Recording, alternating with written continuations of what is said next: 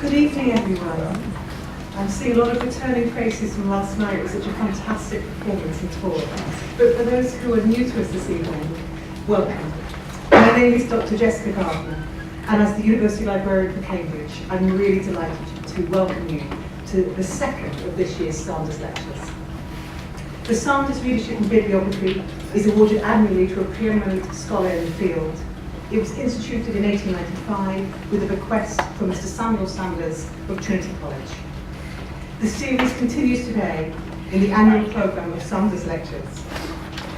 And this year's Sandars Lecture, escaping to the back of the room, is Dr. William Noel, who holds the title, amongst other things, of the Director of the Schoenberg Institute for Manuscript Studies. The Schoenberg Institute has a visionary mission, and one that matters to us all. It's an institute dedicated to bring medieval manuscripts, modern technology and people together for the advancement of learning at Penn and all around the world. Will is also Vice Chair of the Philadelphia Consortia of Special Collections Librarians. He was previously the Curator of Manuscripts and Rare Books at the Walters Art Museum, where he led a project to digitise all the illuminated manuscripts in the Walters collection. Since arriving in Philadelphia in 2012, he has orchestrated a succession of successful grant-funded collaborative initiatives to employ digital technology to open up special collections. It's a mission in which we all share. His title for the Sandars Lectures this year is The Medieval Manuscripts and Its Digital Image. And it's my great pleasure now to invite him to deliver his second lecture on the theme of interfaces. Interfaces, Dr. William.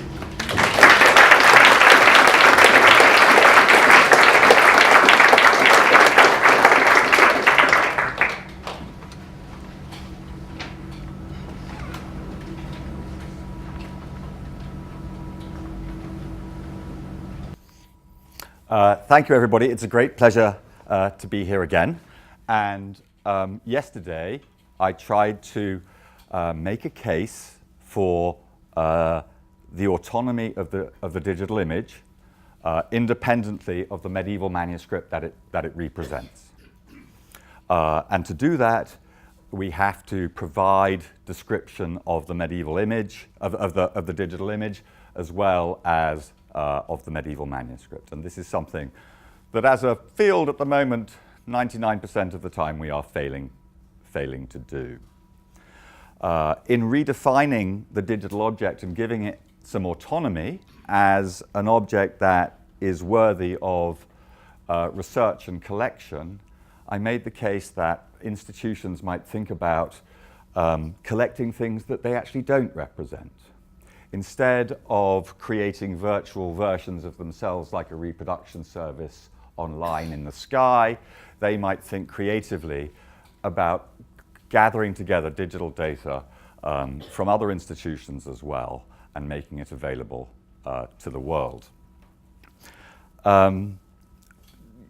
Open data is something that yesterday I was talking about the benefits of it for institutions. I wasn't really talking about it for the public and how it actually gets out to scholars and researchers. And today I want to talk about interfaces and audience. If I am thinking about the way that these collections are presented, I'm thinking about it in the context of institutions like the Schoenberg Institute that have a life expectancy longer than the average professor, that are embedded in a university library with that infrastructure, and that have a mission to support a curated digital profile. And I left you with the fridge, a fridge of wonderful, full resolution ingredients, properly labeled. And the idea is to let everybody else do the cooking, everybody else to make stuff. And I also put an icon on the face that expressed caution and glumness that I'm sure that you were all feeling because you were thinking, how am I going to use that data? This is what a book looks like to me. Why are you giving me this? And, you know, I shared precisely that skepticism. And when the Archimedes palimpsest when we were launching the data release in 2007, I said, this might make sense to you, but it simply won't make sense to the people that I know. They're not going to know what to do with this. So I insisted on the creation of the world's first interface for a palimpsest. And this might be, so there's some vague instructions here, like, not quite turn open the cover, but at least browse by author and work, right? We can click on that. And here are the authors and works. And then you click on one. And here you have an interface. Yes, you can see a page. These are the various different wavelengths of light that are all stacked together, right? And so you can vary their opacity and you can change their order. So if I take off the color one, I'm now looking at a man-made pseudo-color image. And if I take off the pseudo-color one, I'm now looking at a man-made image that takes away the overtext, and so on. I can also mix them up and try and some more successfully than others, try and read what it says. I thought this was pretty cool. I was pretty pleased with myself, and I thought, okay, at least my public will know what I've done. It was very expensive. It was the first interface for a palimpsest for about 2 weeks. 2 weeks later, I got an email from a grad student at MIT called Greg Etchelberger. And he said, thank you for making all that data openly available and putting it under a CC license and publishing it in full resolution and giving such great documentation on it. I saw your multispectral imaging interface and I thought it wasn't very good, so I made one myself. and it's better than yours. It's better than yours because it's got the transcriptions for the page as well as the page. And I think of it not as a book, but as a map. So I'm using a Google Maps interface. And I have to tell you that that's when I really understood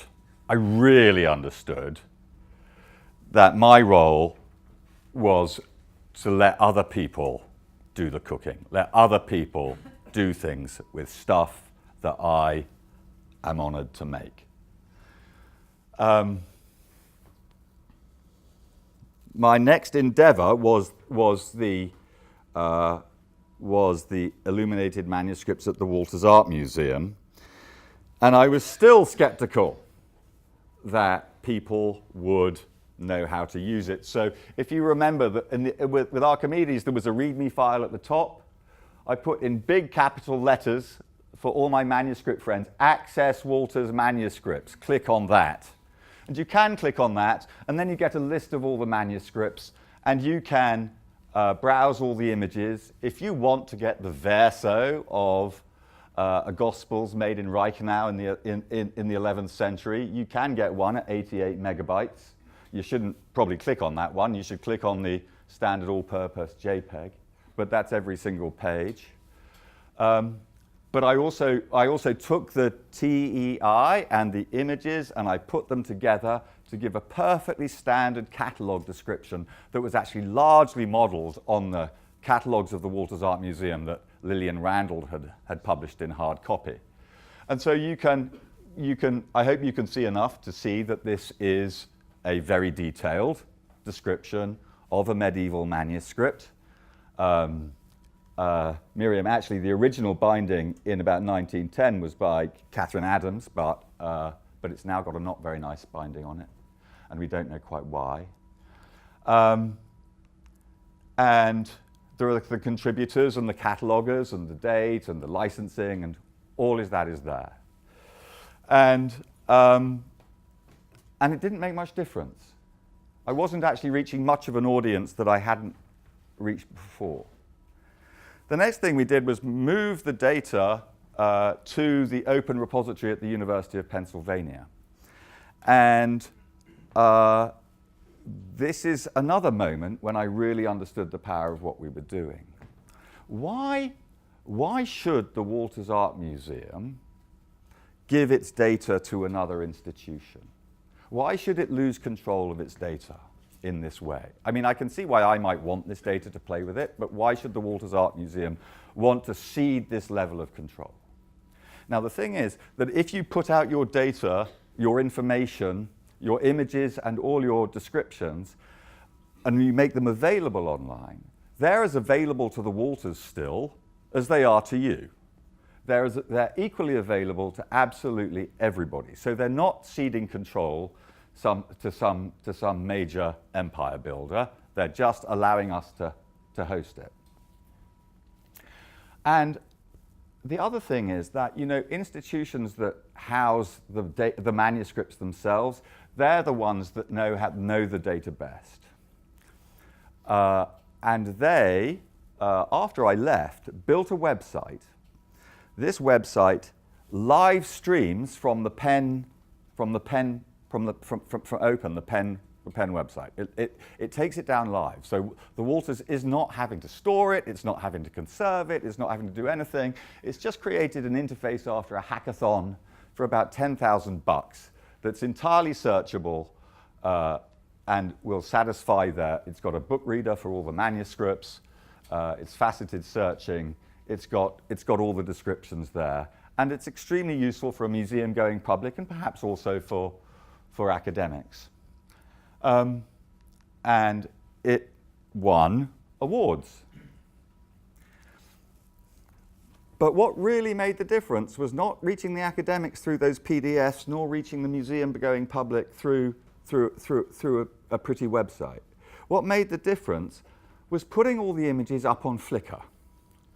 Now, in 2008, the Walters Art Museum's website was about the 458,000th most popular website in the United States. Flickr was the 10th most popular website in the United States. If you were going to reach the public, of course you put your data on Flickr. At least it was obvious to me. So we put them up on Flickr, and we put them up so each manuscript has its own sort of light box, and this is a missal from Melk, 12th century missal from Melk, a rather wonderful thing. And it's got a lot of description, and it refers you back to the original materials where they're all properly documented. And the result was 26.6 million views. You are actually going web scale. You are reaching a really large audience. And let's think for a second about what success is. So the reality is that when you're laboring away in an institution and you manage to get an image up on the web that looks good and is well documented, you think that's success. But that is not success. Success is not getting an image up on your own website. Success is getting somebody else to use your image and put it up on their website. And institutions need to stop thinking about the prettiness of their website as something that defines their brand. It doesn't really. It's their data that defines their brand. And the Walters Art Museum is reaching more people through putting its images up on Flickr than it ever could on its own website. So you Google Illuminated Manuscript Gospel, and here is a lovely little Gospels from Freising, Walters manuscript floor, beating out the Book of Kells and the Rossano Gospels. Not bad. And any image there that's a single page with a little bit of black lining, that's a Walters picture. That's Googling the world for Illuminated Manuscript Gospels. I am not religion specific. I can do it with Qurans as well. So who are you reaching and what are they doing? They're not looking at it on your website because you've made it openly available to them. They are taking it, they are owning it, and they are doing sometimes wacky things with it. So this is Dirk van Delft's Table of Christian Love and its cool Christian dating sites. What can you do? They're taking us a bit literally, but there we go. But seriously, this is a website called Muslim Matters. It's a very, very celebrated website in that community. And this is a Walters Quran. And I'm not bothering to show it to you because this, of course, is the point of this picture. You can reach an entirely new audience by going web scale.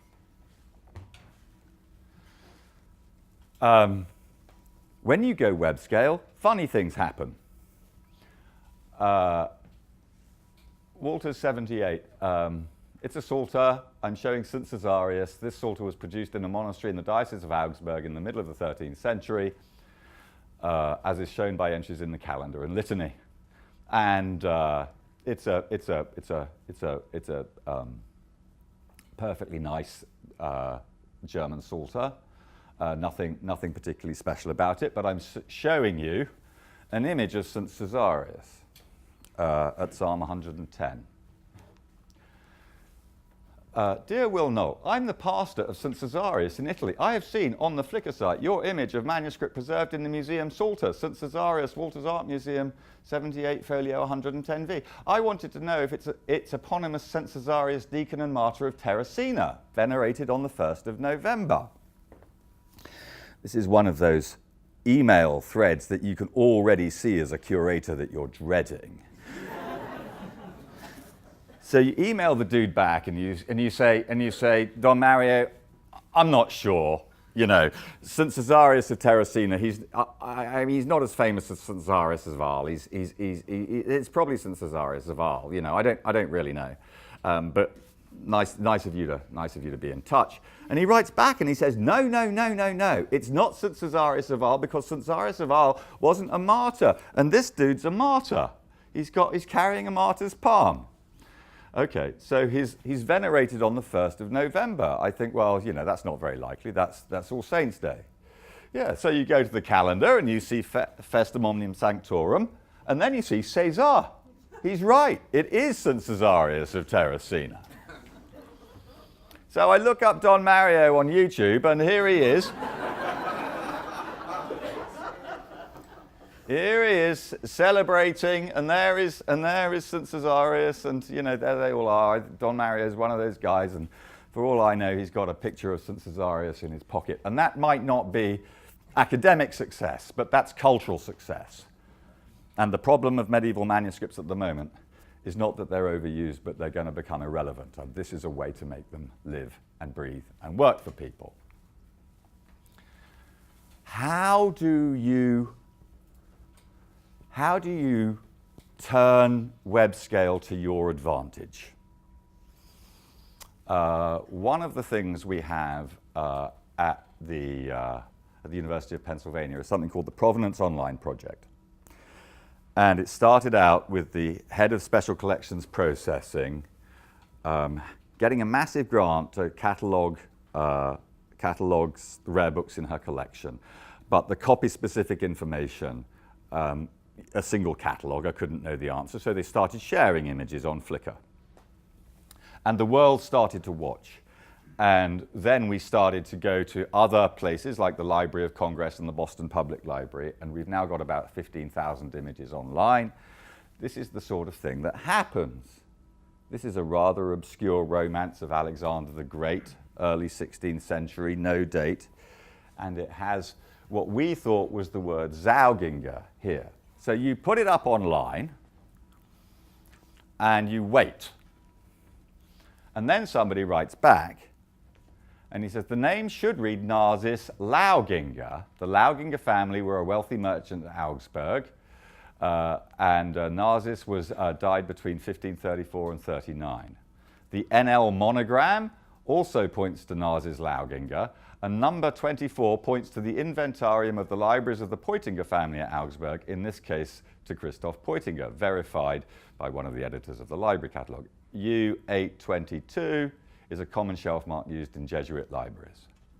Well, brandy and cigars. That's fun, and we can add it to our catalogue description.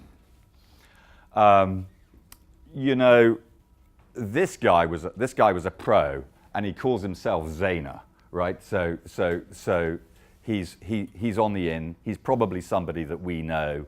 He just found it. What about this? Belongs to Celestino Juaristi, Havana, Cuba. Okay. Belongs to Celestino Giuaristi, Havana, Cuba. That's my grandfather. Where is this book?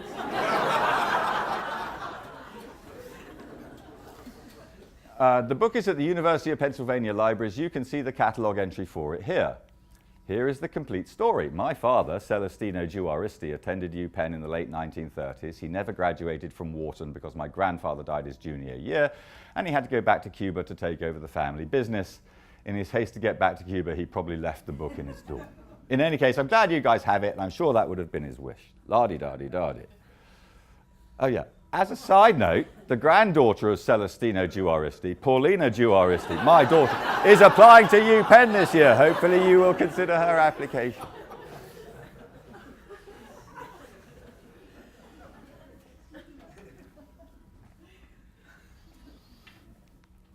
So you can reach the world. That's what Webscale does. It reaches millions and millions and millions of people, and you will catch fish. Another audience that you can really capture with the digital image is students. And we do our very best to do that. When I was here, I used to dutifully write essays once a week that Rosamund McKitterick, John Hatcher, Quentin Skinner, Simon Keynes pretended to be, they were really nice about them. And I don't know where they are now, and neither the day. The web, well, first of all now, video is the thing, right? So the kids make videos, and we make the kids make videos, and they learn presentation skills, and they edit the videos, and they learn something. Thank you so much for joining us. I'm Alex. I'm studying English and psychology. I'm Patricia, and I'm studying biochemistry. And I'm Linda, and I'm studying networking. And I'm James, and I'm studying economics. We're all first-year students here at the University of Pennsylvania, studying manuscripts in a class taught by Dr. Noel and Professor Solibron. In our class, we study manuscripts through close inspection of the text and frequent trips to locations such as the Free Library and the Penn Museum. Throughout the semester, we have been studying Penn's manuscript of the Wicklifite New Testament, MX Codex 201. This manuscript was created over 50 years before the printing press was invented, and it is entirely written by hand. I will now pass it on to James. I am going to be speaking about John I cut James, he's rather dull. It's Linda from Wharton that we want. Now I would like to pass it on to Linda. So I will be speaking about our transcriptions of the Bible. In our class, we have made all of our transcriptions in a website called TPenn. The website highlights one line of the manuscript, in our case the Wicklifite Bible, and we transcribe letter by letter. And this is saved as we proceed, making it available for other users to revise and review. Here I show how we go about transcribing the text. So we'll start here. Here, with two E's, endeth, the, endeth, and the is uses a thorn which makes the TH sound. Prologue, and this is abbreviated, so otherwise it would be a PLOG, but this makes the PRO sound. And then here's a virgule, which is the equivalent of like a comma or a period, which you just make like a pause. We continue. And this is the equivalent of an ampersand, so you say and in this case. Beginneth. So these two letters look very similar. This is the Y and this is the thorn. And this makes the regular Y sound, while this makes the TH sound. Sometimes it will be distinguished by like a dot here to make sure you make the E sound. So let's go again. Here endeth the prologue, and beginneth the gospel with a long S of John. John is actually written with an I at the beginning because the J is non-existent in Middle English. And this is actually in red because it's a transition from the prefatory comments from St. Jerome and transitions into the Gospel of St. John. And here we have a long I. And so she goes on. And there is her text. And what's in it for Linda is that when she goes for a job interview, and everybody else like her has got A+ in land economy or whatever it is. She can also say that she's published on a 14th century Wycliffite Bible, and by the way, here's the video, and aren't her presentation skills magnificent? And what's in it for us is that we are getting medieval manuscripts truly out into the world and engaging with our kids. One of the great treasures of the Schoenberg Institute is Larry Schoenberg's Schoenberg Database of Manuscripts, which contains about 250,000 observations of manuscripts in catalogues and sales records as they pass through time.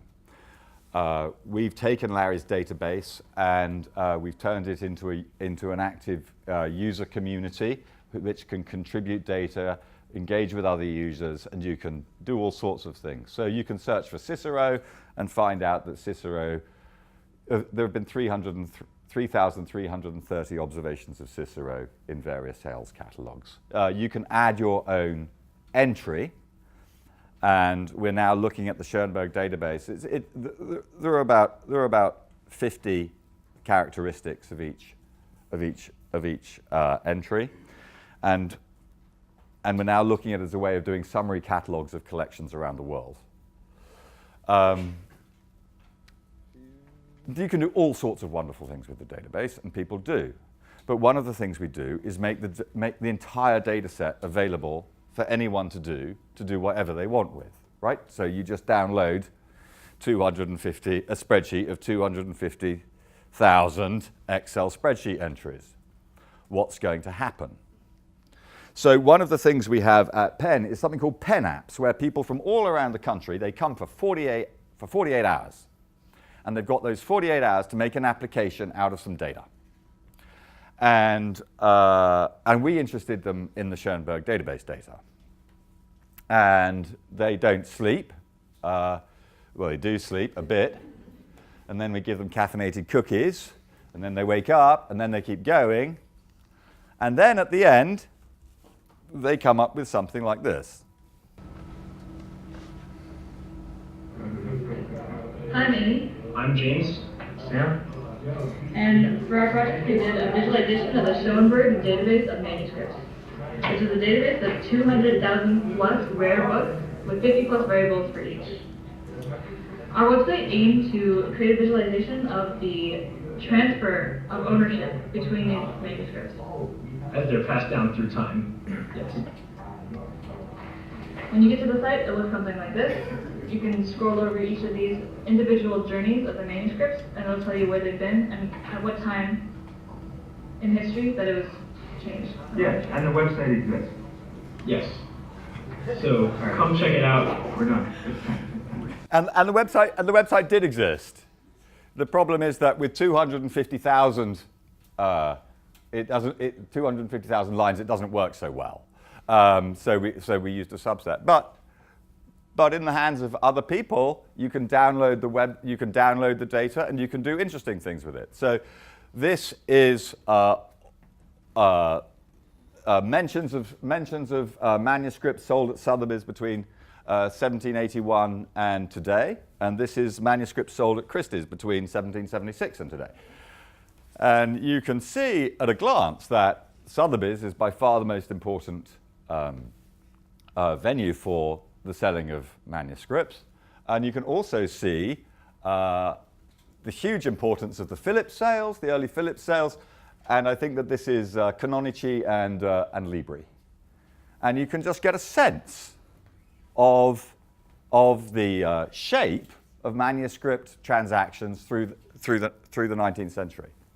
This was not on Larry Schoenberg's mind. This is not why Larry Schoenberg was doing this. Larry Schoenberg didn't think of doing this. We made the data available, and other people used it for their own ends. Once you have the autonomy of the digital image and you believe in it and you document it properly, you can edit texts. A guy called Andrew Crable, who is at Trinity University somewhere in Texas,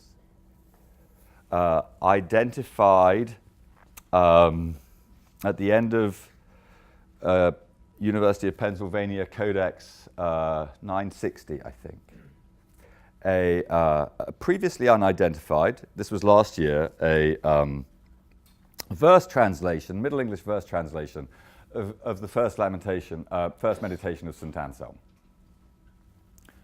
And he edited it with his kids. He could just take the images, he could do what he wanted with the images, they were all up there, he could take them, he could absorb them, and he could create a first edition with his students. And that's the first edition of a text, and the kids can now put that on their CV. But this only actually works if you don't have to pay, if you don't have to ask, if the images are just there and you know that they're authoritative. So this is what we try and do on Open. And this making things available, it's not simply a matter of saying that they're available under an open license. It's a technical thing. So the Huntington Library in California, much to the University of Pennsylvania's annoyance, has the autobiography of Benjamin Franklin. Benjamin Franklin is a cross between what Winston Churchill is to Great Britain and Isaac Newton is to Cambridge in Philadelphia. They say that their data is openly available, that you can do whatever you want with these images. But they're low-resolution images, they're undocumented images. But they're helpful people. So we write to them and we say, hey, we're a bit cheeky, but could you send us the original files for Benjamin Franklin's autobiography so that we can do what we want with them in a technical way? So they do. We put them up on Open, as you know. It's that fridge, it's that boring fridge of data. But a scholar can then put them in a perfectly normal boilerplate for digital images and can create a line-by-line transcription and help you read it through the text. So the potential of the web for editing, as far as I know is most fully being realized by a guy called Jeffrey Witt, who is professor of medieval history at Loyola University in Baltimore. And he's created the Scholastic Commentaries and Texts Archive. His aim is to connect and freely distribute the intellectual history of the scholastic tradition. He exists to resist the fragmenting tendencies of the traditional publication workflow and show scholars that there is another way, one that makes textual data freely available for use and reuse, that encourages collaboration instead of competition, and fights redundancy at all costs. Whether you're working on a critical edition, diplomatic edition, or translation, your work has a place here. Resist the defunct workflow of for-profit proprietary publishers. Work with our community to get your text peer-reviewed, published, and disseminated to the world. You can create one data source for all the scholastic commentaries. That's what he's trying to do. These are the sub-collections in the collection, or some of them. And I'm going to click here on De Anima commentaries. These are the titles in the collection. And here is an author called Placidius Aegidius Melander. We at the Schoenberg Institute hired, we awarded the Schoenberg Fellowship to somebody called Dan Mackey, who transcribed Penn Codex 855, which is this manuscript, and he puts it up on Jeffrey Witt's website. Jeffrey Witt's website is compatible with IIIF. And IIIF is a wonderful piece of gadgetry that allows you to pull in images from websites around the world, including, fantastically, the University Library of Cambridge. So if you wanted to edit a scholastic text from the University Library of Cambridge, you could submit your text to Jeffrey, or you don't even have to, you just put it in, and you can also have the images line up as well, so that's your source. And all the data that you produce, all the transcriptions that you produce in your TEI, it's exportable and you can use it in other places. So we've now been around playing with manuscripts on the web for over 20 years. and things have changed. One of the ways in which Cambridge and Penn first collaborated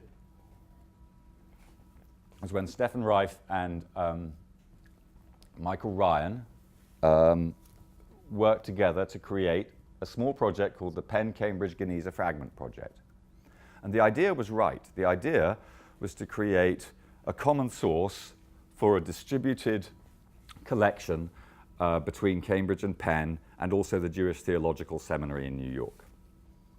It's a rather static website, and it's complicated, and the data is sort of stuck there, and the links break.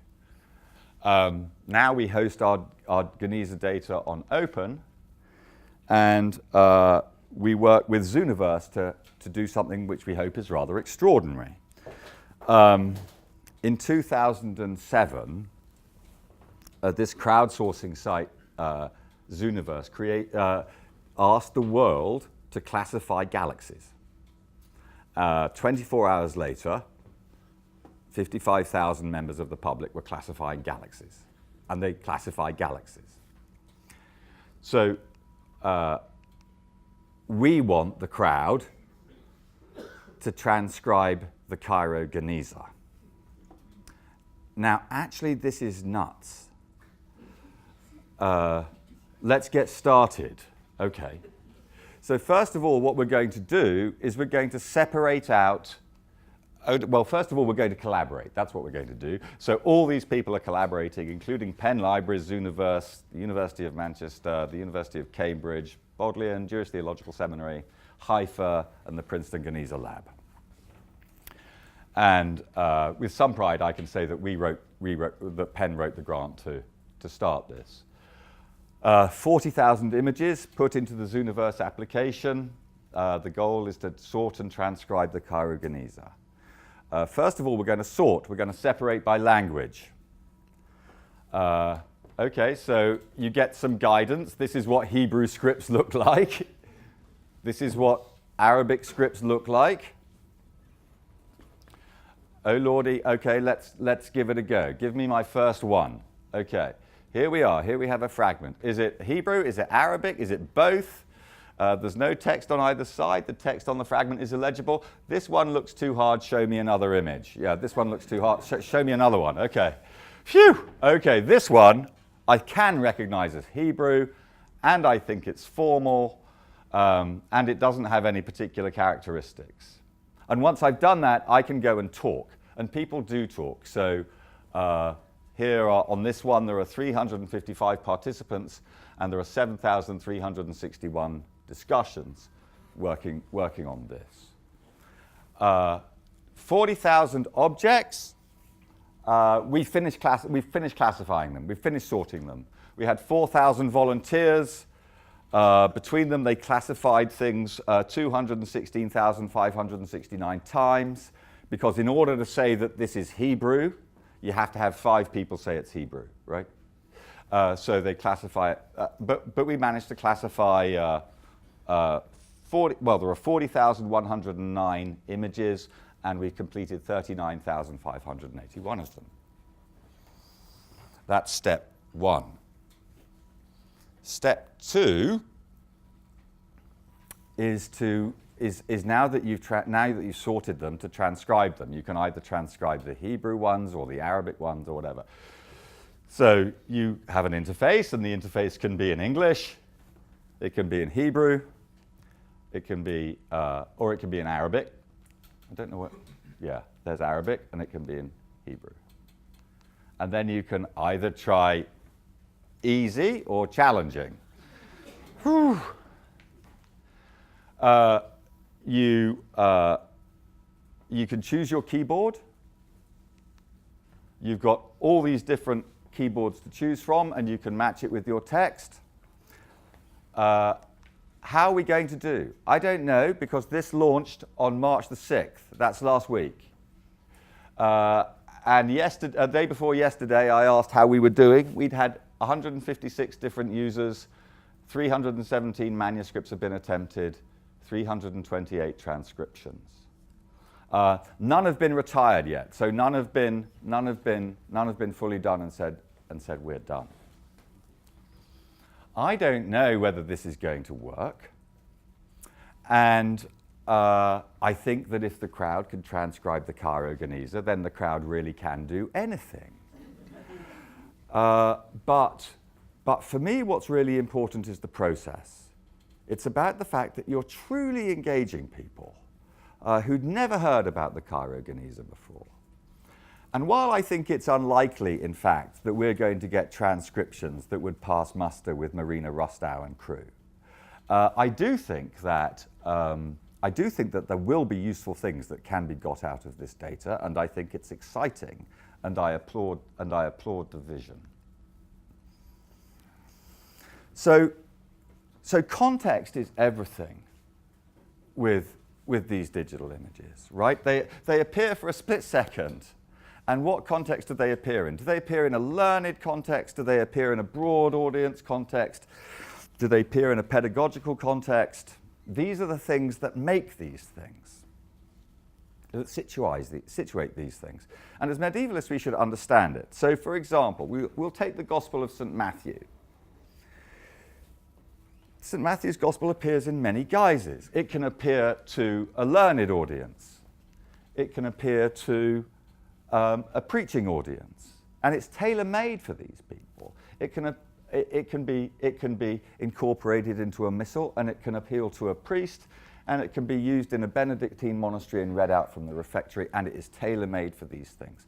So multiplicity of presentation of digital images is the answer. The same thing can mean fundamentally different things in different contexts, and it's the reuse of these images that is their success. Okay. I suppose facsimiles of medieval manuscripts. You've made a digital image, right? You can release it to the world. Woohoo! What do? You turn it back into a book. And instead of being free, a second-hand copy. This one is so expensive it got stolen actually from a second-hand copy of the Book of Kells will cost you about $9,000 now, published by Facsimile Verlag Luzern. Here's another way of doing this. You make your data available, and somebody called AP Manuscripts is going to reproduce the Reichenau Gospels for you. He's going to tell you about it, and he's going to show you how he does it, and he's going to bind it, and he's going to tell you that all this stuff was in the public domain and it was under Creative Commons, and you can buy it, I think, for $500. And you're thinking to yourself, okay, but this isn't going to be anything like the quality of the Book of Kells. And aren't you being a bit irresponsible? And who is this geezer anyway? Well, I should tell you that it happens to the Book of Kells too. Here he is, he's doing it, he's making it of the Book of Kells. There you go, it's going to cost you $349.99, and it's going to take 4 to 6 weeks for notification of shipment. Do you want to add it to your cart? So if you remember, the Book of Kells is, well, the Book of Kells is not licensed under a creator. It's not in the public domain. In fact, it'll cost a scholar £99 to buy one. So this guy is lying. He's straightforwardly lying. His name, this is his personal cell phone number, Patrick. What's Trinity College Dublin going to do? Is it going to call Patrick and say, Patrick, you're breaking the law, please don't do this? Because if it does, somebody else is just going to do the same thing. Once you've digitized an image, you're done. So you might as well make it available freely and make it available high quality so that Patrick can reach an entirely new audience and do as well as he possibly can. I should say, again, that the way that institutions tend to present manuscripts is as page turners. They are recreating at scale what they think the medieval book looks like. It's a terribly bad recreation of a medieval book, as anyone who handles medieval books knows. And this is just one manifestation of the data, and we need to get more imaginative about how we re-employ it. Or at least we don't. We need to let the public re-employ it in the various ways that they want to. And the Book of Kells on the web, it looks terrible because all these images are pirated and stuck up, and that is the impression of the Book of Kells to the world now. If we are going to create an environment where open data works responsibly, we have to plan for it, and that's what the scientists are good at. This is an open data workshop that was held in 2011, and it has the most remarkable line in it. It's for gravitational wave astronomy, and it says, once gravitational waves are detected in the advanced LIGO era after 2014. These scientists are very, very confident.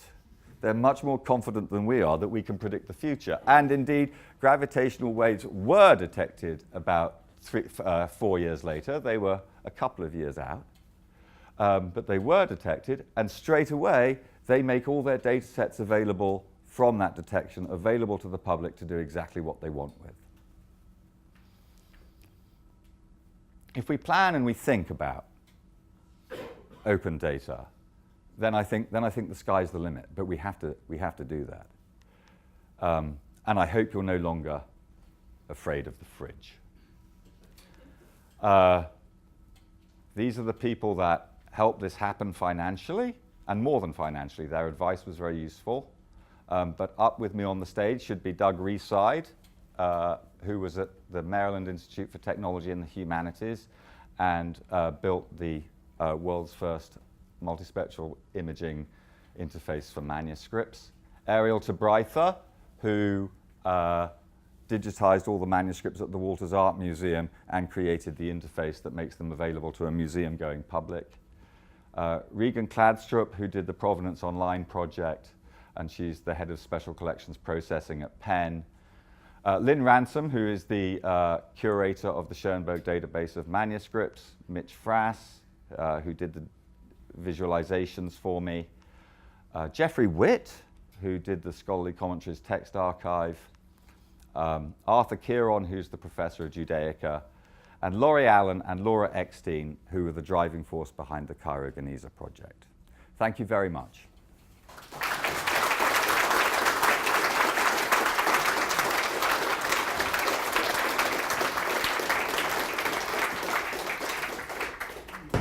Well, thank you so much for your second Sanders lecture, building on the evidence base and the provocations from last night. I am, as the host and the home to a very substantial part of the Cairo Genizah, I am delighted to learn more about that project. And I love the idea of that crowdsourcing universe, of all of that description that can come out.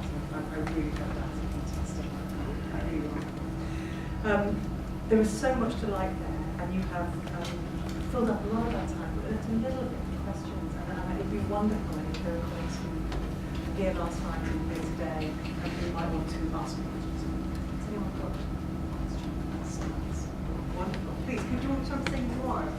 My name is Mary Rubin. I had the pleasure of being hosted by Will last week at Medieval Academy of America. It is a wonderful, wonderful library. Just to visit there is an experience. I mean, in any case, I just wanted to ask, and the answer is probably no, but still, I'm sure you've thought about this.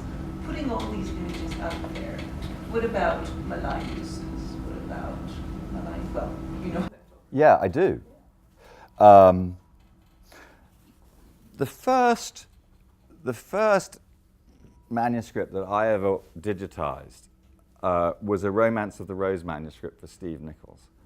And my dear boss at the time was very worried about the lack of control. I mean, it was just possible that this Romance of the Rose manuscript would appear on a porn site. That was her worry.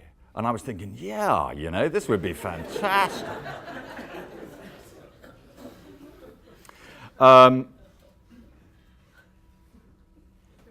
So yes, the first tranche of the Walters manuscripts that we digitized were Islamic manuscripts, and that was in the wake of 9/11. And we deliberately did the Islamic manuscripts first because of 9/11. And we made them openly available. What could be done maliciously with those images doesn't really bear thinking about. But the truth is that it would be done anyway, right? I mean, anyone who was dead set on doing that was going to do it anyway, and there are plenty of other Qurans on the web.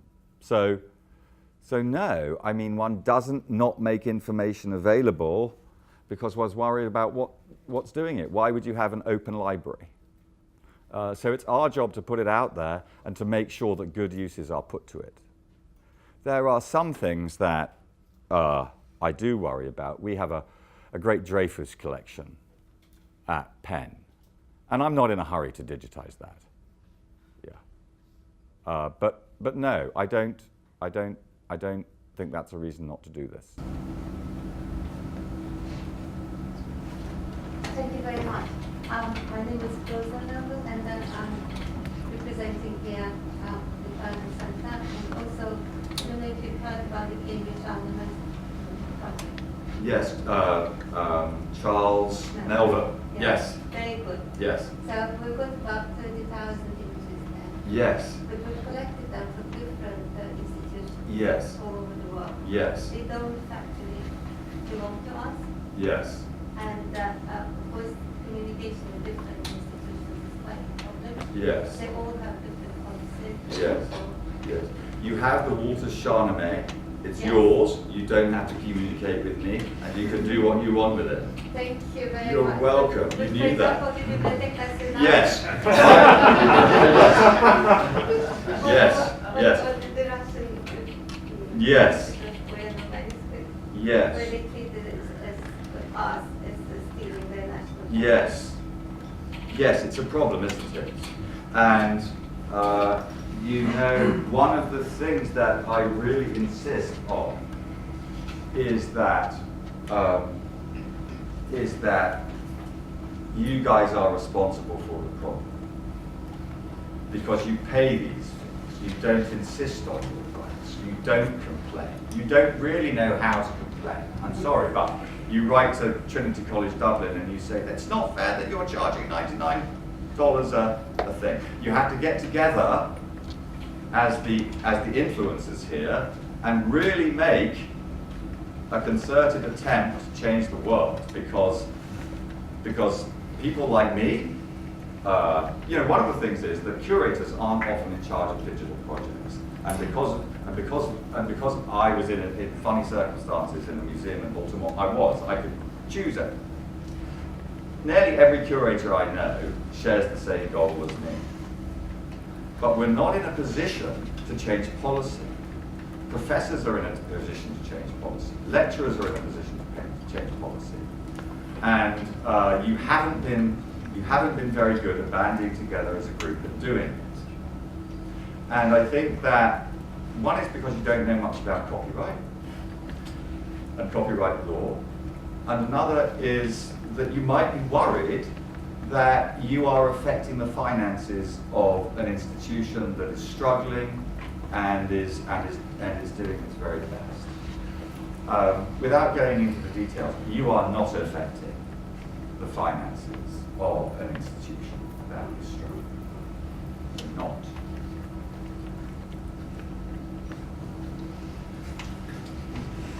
Okay, so I've got two questions. I've got the back and then. Yeah, James. I just want to explore this issue of crowdsourcing. Yes. Can good uses be made of bad data?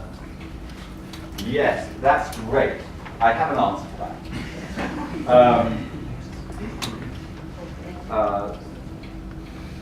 that. There's a guy called Brian Cordell at Northwestern University, and he has OCR'd really bad data from really bad images of 19th century newspapers in America. And this OCR is so bad that you can't really read it. But computers can, And they can recognize where the same passages of newspaper, where the same articles have been produced in different cities around America. And he can trace communication channels and lines and spheres of influence all across America just by tracking this totally abstract data. And I will tell you that you don't know what people are going to do with data. And the answer is that what is bad data to one person is a fascinating puzzle to another.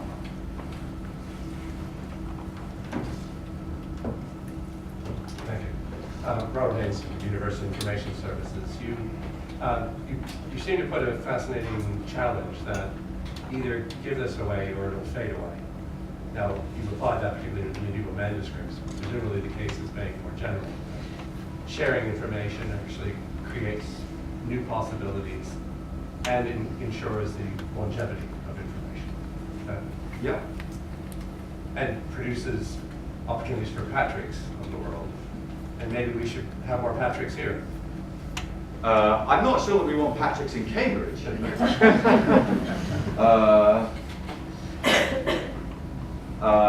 But yes, I have no problem with Patricks. In fact, I've got, I bought and paid for several tea towels and tens of boxes of matches that have medieval images on them from the Walters Art Museum. And I love them and I give them away as presents together with napkins. I do. And I'm very glad that a lovely lady in Philadelphia is making a living out of this. And one of the things that used to annoy me at the Walters Art Museum is that I would have the most fantastic illuminated manuscripts up on the 6th floor. And the museum shop downstairs would be selling colouring books of the Book of Kells and not my stuff. So the fact that this lady is doing this is great. And if she can sell this stuff back to the Walters Art Museum, all credit to her. That's a wonderful challenge. Okay, I've got two hands up. We're going to have to sort of take them reasonably quickly. I know people need to peel away. So can I start here? Sure. Lucy Moroni from the Beinecke Library. Hello. I thought you made a compelling argument about making these images and letting them go, but many of your examples, very funny examples, were about people writing in and asking questions. And I wonder if you think institutions have a responsibility to respond to all of the people who write in and ask questions after you have put things out there.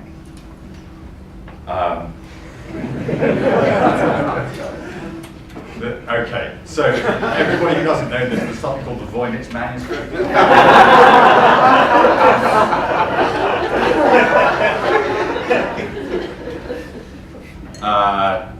So let me say no, you don't have it. Thank you. That is a great liberation. Francis Neary, Darwin Correspondence Project. What we've got a real sense of is what the University of Pennsylvania have been doing and how they've been putting that directory structure and those files and making them freely available to everyone. But what we haven't got a sense is how that directory structure and files has evolved and how it's communicated with other institutions and have other institutions followed you in doing that? Has there been debates about how to present that? So I'm just wondering how what you're putting out has evolved. Yes. So it hasn't evolved very much, which I take it is a success because if something develops, I won't say it evolves, because evolve is a process of natural selection, and I'm hoping that my stuff's not sort of going to die. But let's say develops. I mean, if something develops, somebody has to develop it, and that costs money. The Archimedes palimpsest data, the Walters data, it stayed like that. It stayed remarkably stable, and it's extremely cheap just to keep going. I campaign for open data. And people take it. Stanford University Library took all the Walters data, took all the Archimedes data, and did with it what they wanted and put it to very good uses. As far as I know, nobody is doing what I'm doing. But I don't know everything. I don't know that other people aren't doing what I'm doing. I don't think they're doing it with illuminated, with medieval manuscripts. and I wish they would. But in terms of playing well with other people, they can just take all our stuff and they can absorb it into their infrastructure. And they do that a lot, particularly in China. I think that speaking for the home team, what you have done is create a real discussion point, which will, I think, make quite a paradigm shift in our thinking about how we approach aspects of our use of our data. And we seek to do that in a tremendously open way anyway, but there is more we can always do. And I think that what's connecting in my mind is that we're not necessarily making that translation between the advances we're making in the research and sciences and how we're translating it back in mathematics. And that's a really interesting discussion. Great. With that, I think it's time to say thank you to all of you tonight and say come back tomorrow, same time, same place.